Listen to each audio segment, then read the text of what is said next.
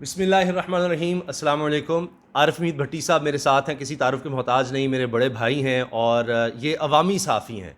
मैं आपको दिलचस्प बातें बता सकता हूँ, इनके किस्से इनके मशहूर हैं। मिसाल के तौर पे हमारे दोस्त हमें बताते हैं कि लोग सड़क पर इनको रोक लेते हैं, गाड़ी में जाते पहचान लेते हैं और इनको कहते हैं जी हम गले लगाना है, कि जिस तरह ये आवाम की बात करते हैं, लोगों की बात करते हैं, तो ऐसे जैसे कोई अवामी सेलिब्रिटी होता है। हकीकत में ये वो लोग हैं कि जो दिल से बात करते हैं और दिल तक पहुँचती है आवाम के। तो भट्टी साहब से आज मैंने ख़ास टाइम लिया, बड़े मसरूफ़ होते हैं, बड़ी इनकी ज़िम्मेदारियाँ हैं, लेकिन एक इन्होंने ख़बर और इंकशाफ ऐसा कर दिया कि अब हर कोई उसके पीछे है कि असल ख़बर क्या है। वैसे तो ये हर रोज़ ही कोई ना कोई इस तरह की ख़बर दे देते हैं। भट्टी साहब ये फ़रमाएँ कि ये वज़ीर आला उस्मान बुज़दार साहब, ये मामला हल नहीं हो रहा बुज़दार साहब का, कब तक वज़ीर आला हैं? जब से आए हैं कि जी आज गए, तो ये बजट के हवाले से क्या बातें हो रही हैं? बिस्मिल्लाहिर्रहमानिर्रहीम। एक तो सामा, आप खुद नेक आदमी है, दीनदारा और बहुत बड़े बाप के बेटे हैं, अल्लाह आपको कामयाब करे। दूसरी बात, उस्मान बुज़दार साहब जब आए थे 8 महीने बाद मुल्क की अहम तरीन शख्सियात ने वज़ीर आज़म पाकिस्तान से जा के कहा था कि ये आपने पंजाब मुल्क का 60% है, इसे किसे लगा दिया है, इसे चेंज करें, ये डिलीवर नहीं कर पा रहा। और ये मैं ज़िम्मेदारी से कह रहा हूँ, अगर किसी ने तरदीद करनी है तो मैं सबूत, जगह और शख्सियात के नाम भी अर्ज़ कर दूँगा। उसके बाद क्योंकि इन पर यह एतराज़ था कि इनका पीटीआई से रोल कोई नहीं है, क्योंकि इनके वालिद 2 दफ़ा मुस्लिम लीग नून से रहे, जी। मोहतरम उस्मान बुज़दार साहब के, और इनके हुँ। खुद ये परवेज़ लाई साहब के तौसा के सिर्फ तहसील नादम रहे। बहरहाल इमरान खान साहब के किसी करीबी अजीज़ ने उन्हें कहा था कि उस्मान बुज़दार गया तो आप भी गए।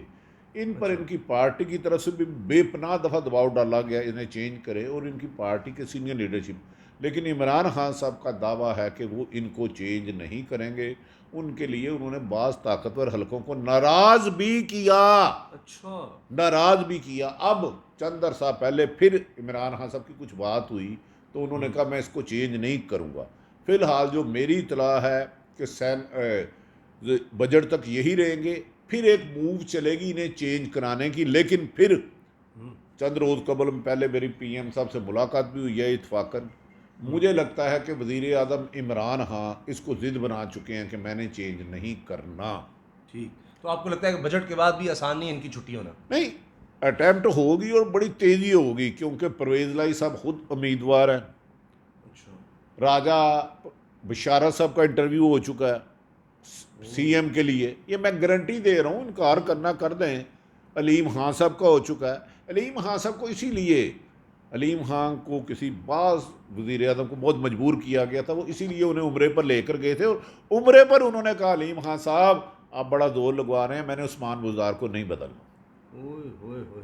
अच्छा, और ये जहांगीर तरीन साहब वाला जो मामला है, इसका क्या होगा? खबरें आ गई कि जी वो गिरफ़्तारी के लिए शहज़ाद अकबर गए हैं, उन्होंने कहा जी पूरी तैयारी रखो, गिरफ़्तारी के लिए तैयारी करो, जबकि वज़ीर आला से मुलाकात के बाद तो कहा गया कि सब ठीक हो गया। देखिए उसामा, जहांगीर तरीन वो आदमी है जिन्होंने इमरान खान साहब को वज़ीर आला पाकिस्तान वज़ीर आज़म बनाने में कलीदी किरदार अदा किया। हुँ। और 4 लोगों को मैं जानता हूँ जो मेरे पास आए तो उन्होंने कहा कि हम पीटीआई में जाए ना आज़ाद था, तो जहांगीर तरीन साहब को उन्होंने किया। इनफैक्ट जहांगीर तरीन और इमरान खान दो जिस्म एक जान थे, तो मैं उस वक्त भी उसके साथ बहुत सा मुश्तरका मुलाकातें हुई हैं। इनकी थोड़ी सी नाराज़गी हो गई असद उमर साहब से, हुँ। फिर इनकी नाराज़गी हो गई जहांगीर तरीन साहब की मोहतरम शहजाद अकबर साहब और आज़म खान से। आज़म खान ग्रुप इस वक्त बहुत करीब है इमरान खान साहब के, और शहजाद अकबर साहब और एक डीजी आई भी हैं, अच्छा। उनका जोर चला। उन्होंने इमरान खान को, मैं ये नहीं कह रहा कि जहांगीर तरीन बेगुनाह या गुनाहगार है, ये तो फैसले अदालतें करेंगे। उन्होंने इमरान खान जाको एक ब्रीफिंग दी कि इमरान खान साहब आपके खिलाफ बहुत बड़ी साजिश हो रही है। उन्होंने कहा अच्छा। क्या हो रही है? हुँ। उन्होंने कहा चीनी शॉर्ट होगी तो लोग आपको बुरा भला कहेंगे, तबाह हो जाएगी, आपकी बड़ी बदनामी होगी। तो इमरान खान साहब सादा आदमी है, ईमानदार आदमी है, लेकिन हुँ। वो चीज़ों को काउंटर चेक नहीं करते। उन्होंने कहा फिर क्या करें? उन्होंने कहा जी हमें क्रैकडाउन करने दे इस पे, चीनी पे। जी। उस पर उन्होंने इजाज़त ली और जहांगीर तरीन पे भी पर्चा दे दिया। जहांगीर तरीन का इन्होंने 22 को पर्चा दिया, 31 तक खुफिया रखा। हुँ। अब मेरी इतला है कि इमरान खान साहब, जहांगीर तरीन का जो ग्रुप मिला, नाराज ग्रुप, वो इन्हें बुलाया मिले, हुँ। लेकिन मामला सॉल्व नहीं हुए। और इस दफ़ा गालबन यकम है या 31 तारीख है, हुँ। डेट एक्सटेंड होगी और अगली दफ़ा चांसेस है कि उन्हें गिरफ्तार कर लिया जाए, या FIA मुखालफत करेगी कि इनकी बेल कन्फर्म ना करें। और भट्टी साहब, बजट अगर पास ना हुआ, ये ग्रुप तो बड़ी आसानी से रुकवा सकता है बजट, और वो ना हुआ तो फिर हुकूमत गई। और ये तो वाज़ेह तौर पर फैसल वाडा ने कह दिया है, बाकी लोगों ने कहा, असद उमर भी इसका इशारा दे चुके हैं इमरान खान की तरफ से, कि अगर पंजाब हुकूमत को कुछ हुआ तो मैं विफाकी हुकूमत खुद गिरा दूंगा, खुद मतलब असम्बली तोड़ देंगे। साहब उसामा, आप बड़े समझदार हैं और इन पॉलिटिशियन को सादा समझते हैं। मैंने ये लफ्ज़ कहा, ये जो अब डेट आएगी ना, एक्सटेंड हो जाएगा, इधर नहीं रिजेक्ट कराएंगे, क्योंकि इन्होंने बजट मंजूर कराना है। असूली तौर पे 10 या 12 सीटों से पंजाब हुकूमत कायम है। 35 MP है जिनको मैं जानता हूँ, वो जंगीर तरीन के लिए ओथ ले चुके हैं। अगर अब कैंसिल कराएंगे तो बजट पास नहीं हो सकता। ये भी डबल गेम खेल रहे हैं कि बजट पहले पास करा लें, फिर इनकी अदालत से बेल कैंसिल कराएंगे। मैंने अर्ज किया था अभी कि ये जो अब 31 है या यकम है जंगीर तरीन की, इसे एक्सटेंड कराएंगे। FI खुद कहेगी अभी तफ्तीश बाकी है करनी, ताकि उस दौरान बजट निकल जाए। अगर बजट एमिकेबली निकल जाता है तो फिर इमरान खां, नज़ीर चौहान और 4-5 और बंदों को नहीं छोड़ेंगे जिन्होंने टीवी पे सख्त बोला। उनकी ऑडियो रिकॉर्डिंग उन्होंने मंगा ली, वीडियो रिकॉर्डिंग मंगा ली, और IB को कहा इनके बारे में क्वाइफ इकट्ठे करें। यानी अब ये जो जहांगीर तरीन हम ख्याल ग्रुप में लोग हैं, बजट एक दफ़ा पास हो जाए उसके बाद इनके खिलाफ कार्रवाई शुरू हो जाएगी। कार्रवाई शुरू हो जाएगी। आप जानते हैं कि आज नज़ीर चौहान के खिलाफ मुकदमा भी दर्ज हो चुका है मोहतरम शहजाद अकबर साहब की एप्लीकेशन पे। थाना रेस कोर्ट में इस वक्त FIR दर्ज है, और ये 20 तारीख को दी थी। इसको भी जान के लिंगर ऑन किया गया कि बजट तक कोई ऐसे हालात ख़राब ना हो कि कहीं जंगीर तरीन ग्रुप डट ना जाए। क्योंकि मैं इमरान खान साहब को जितना जानता हूँ, वो करप्शन पे कंप्रोमाइज़ नहीं करेंगे हुकूमत। वैसे वो कहते हैं मैं छोड़ दूंगा। असूली तौर पे जिस दिन 35 अरकान असम्बली PTI के, जिसमें वुज़रा एडवाइज़र थे, उन्होंने अदम एतमाद किया था और कहा था जंगीर तरीन कहे तो हम रिज़ाइन दे देंगे। उसूलन उस दिन PTI की हुकूमत ख़त्म हो गई थी। ये मैं आपको, मैं सहाफ़त का तालिब इल्म हूँ। आज तक पूरी ज़िंदगी में मैंने किसी मुंतहिब हुकूमत के वज़ीर और मशीरों को अपनी जमात पर इतना ओपन अबल एतमाद नहीं किया। लेकिन इमरान खान साहब को बहुत गुस्सा था, नाराज़ थे, क्योंकि कॉपरेशन वो काम नहीं करते। लेकिन उन्हें समझाया गया, सर आज इनको अगर आपने शोकस दिए सबको, उनको 4 वफाकी वज़ीर गए इमरान खान के पास कि डिसिप्लिन की वायलेशन की है। सर इन्होंने कहा कि हम इमरान को मानते हैं, लेकिन जंगीर तरीन कहेगा तो बजट पास नहीं होने देंगे और रिज़ाइन दे देंगे। तो उन्होंने कहा सर अब शौकत इन्हें ना दीजिएगा, वरना हम बजट पास नहीं करा सकते। तो फिर इमरान खान इस पे एग्री हुए।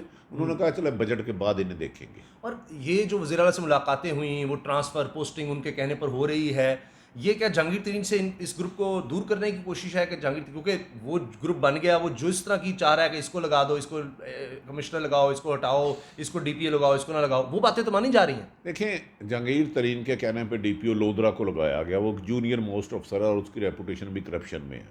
DCO चेंज हुआ, उसको लगा दिया। बाकी अकेले को वुज़रा की ड्यूटी लगाई गई है। आप अपनी मर्जी के बंदे लगा दें और जहांगीर तरीन का साथ छोड़ दें, ये मैं आपको चैलेंज कर रहा हूँ। अब मुझे नहीं पता कितने लोग टूटते हैं कितने नहीं, क्योंकि इन्होंने ओथ लिया हुआ है। इनमें से 10 लोगों ने मुझे खुद फ़ोन में बताया है कि हमने कुरान उठाया है कि जो जहांगीर तरीन कहेगा वो करेंगे। अब उस कुरान से मुनरफ होते हैं या नहीं होते, ये आने वाले दिनों में इंतज़ार करेंगे। लेकिन मेरे ख्याल में इमरान खान साहब खुद ऑनेस्ट हैं, मैं जानता हूँ वो कि एहतसाब गैर शफाफ नहीं हो सका, ये मेरी राय है। इमरान खान साहब को एक खसार में रखा गया, उन तक फैक्ट्स नहीं जाने दिए जा रहे, वरना इमरान खान की मर्जी की टीम होती तो नताइज बहुत अच्छे होते। बदकिस्मतियाँ इमरान खान साहब की टीम में भी कुछ लोग वैसे ही करप्शन जारी रखे हुए हैं जैसे मादी में था। लेकिन इमरान खान के इलम में आ गया तो शायद इमरान खान उन्हें भी ना छोड़े। अच्छा, आखिर में ये बताएं कि ऐसे लग रहा है आपकी बातों से मुझे ये बजट तो किसी ना किस तरह पास हो जाएगा, उसके बाद कार्रवाइयाँ शुरू हो जाएंगी। तो फिर जब कार्रवाइयाँ शुरू होंगी तो फिर ही अगर छोड़कर चलेगा तो फिर हुकूमत का क्या बनेगा? देखें, फिर एक तरह लंबी काम है। जब अदम एतमाद कोई भी अपोजिशन लाती है तो उसको नंबर गेम उसको पूरी करनी होती है। बजट में प्रॉब्लम ये होती है, अगर अपोजिशन पूरी चली जाए और हुकूमत के लोग ना हो तो खुद ब खुद हुकूमत ख़त्म हो जाती है। प्रेसिडेंट ऑफ पाकिस्तान वज़ीर आज़म को कहता है एतमाद का वोट लो, या अपोजिशन लीडर को कहता है कि जनाब आप अपना वज़ीर आज़म मुंतखब करें। बजट में ये है कि इन्हें ज़्यादा अपोजिशन को, अगर ये नून लीग के साथ मिल जाता जंगीर तरीन ग्रुप, मैं चैलेंज देता हूँ बजट नहीं होगा।